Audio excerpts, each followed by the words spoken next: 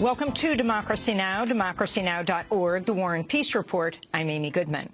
Islamic State militants have posted a new video threatening to execute 2 Japanese hostages.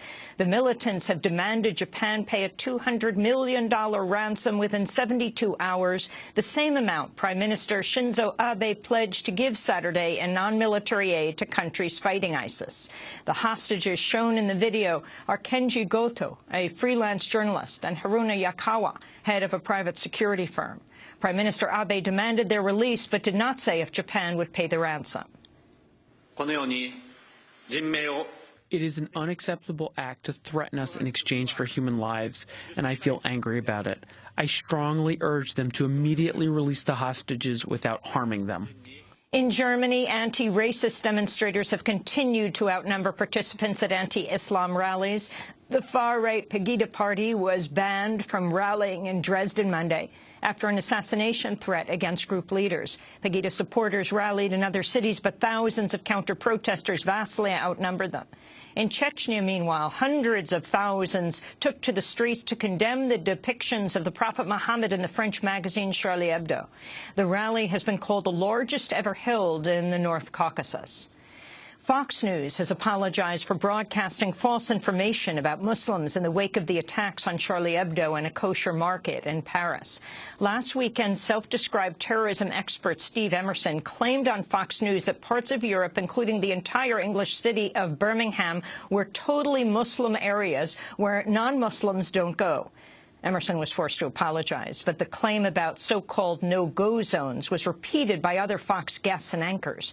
On Saturday, according to a CNN money tally, Fox News took time out of 4 broadcasts to apologize. Julie Banderas issued the broadest apology directed at the people of England and France.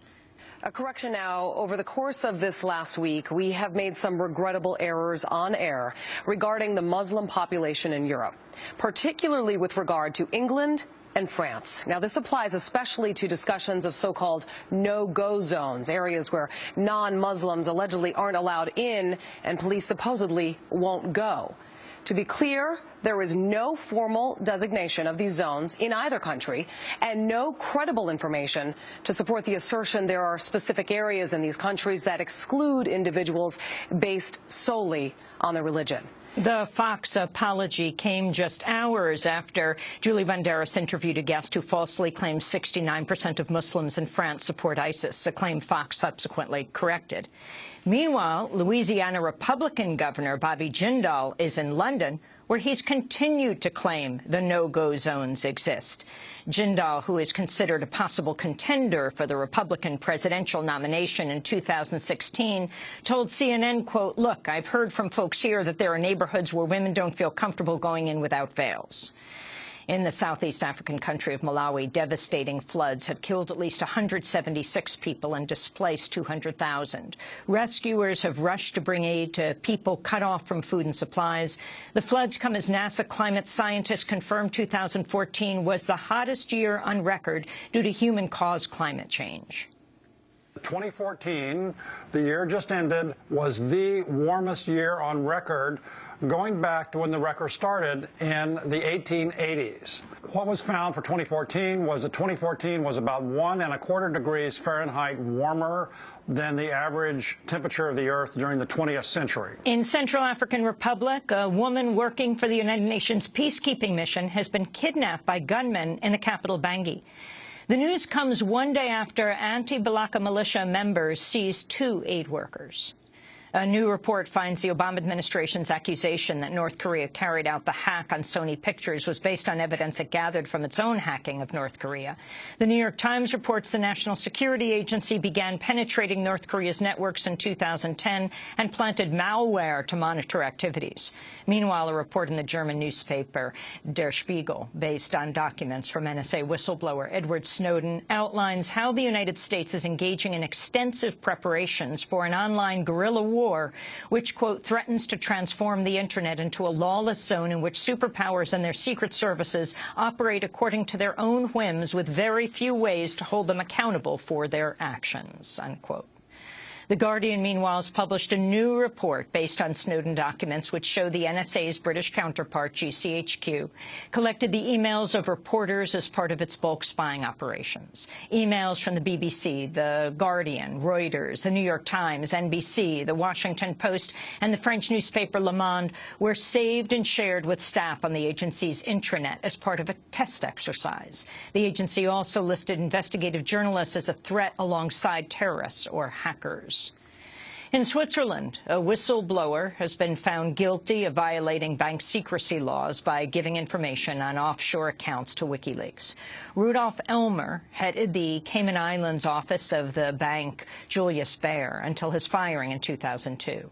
In 2011, he publicly handed compact discs containing information on offshore account holders to WikiLeaks founder Julian Assange in a bid to reveal what he called the damaging impact of hiding money offshore. Elmer's attorney has vowed to appeal the guilty verdict, which comes with a suspended fine but no prison time. An Israeli airstrike has reportedly killed a top Iranian general and 6 fighters with the group Hezbollah. The dead include a Hezbollah commander and the 26-year-old son of a late military leader. The International Criminal Court has opened a preliminary inquiry into possible war crimes committed by Israel in the occupied territories. The inquiry comes as Palestine is set to become a member of the ICC on April 1st. Emeric Roger of ICC Prosecutor's Office said the examination would cover possible crimes by both Israelis and Palestinians. It's important to understand that a preliminary examination is not an investigation. It is a process in the course of which the office will gather information on alleged crimes committed in Palestine since June of last year. And then we will assess this information. And at the end of the process, we will decide whether to open an investigation or close the matter, or possibly we will need further information. The U.S. State Department opposed the International Criminal Court inquiry, saying, quote, it's a tragic irony that Israel, which has withstood thousands of terrorist rockets fired at its civilians in its neighborhoods, is now being scrutinized by the ICC. In Argentina, a federal prosecutor who accused Argentina's president of helping to cover up Iran's role in the deadly 1994 bombing of a Jewish community center has been found dead of a gunshot wound to the head. Alberto Nisman's death was discovered just hours before he was due to testify before lawmakers on his findings.